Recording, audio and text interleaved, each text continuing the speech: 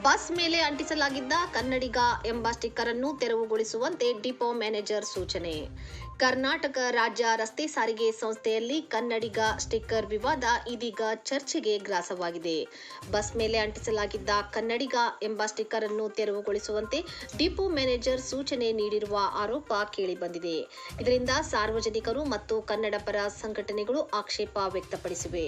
ಬಸ್ಗಳಲ್ಲಿ gutka, PAN, cigarette ಸೇರಿದಂತೆ ವಿವಿಧ ಜಾಹೀರಾತುಗಳನ್ನು ಅಂಟಿಸಲು ಅವಕಾಶ ಇರುವಾಗ ಕನ್ನಡಿಗ ಎಂಬ ಸ್ಟಿಕ್ಕರ್ನಿಂದ ಏನು ಸಮಸ್ಯೆ ಎಂಬ ಪ್ರಶ್ನೆ ಸಾಮಾಜಿಕ ಜಾಲತಾಣಗಳಲ್ಲಿ ವ್ಯಾಪಕವಾಗಿ ಕೇಳಿಬರುತ್ತಿದೆ.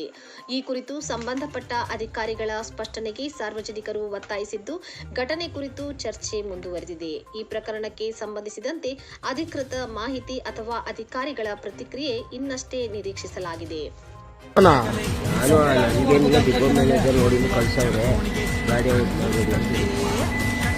ಅದೇ ಡಿಪೋ ಮ್ಯಾನೇಜರ್ಗೆ ಇವೆಲ್ಲ ಅಲ್ಲ, ಬೇರೆ ಡಿಪೋದಲ್ಲೆಲ್ಲ ಐತೆ ಕನ್ನಡಿಗ ಅಂತ, ಕನ್ನಡನ ಎಷ್ಟು ಆರಾಧಿಸ್ತಾರೆ.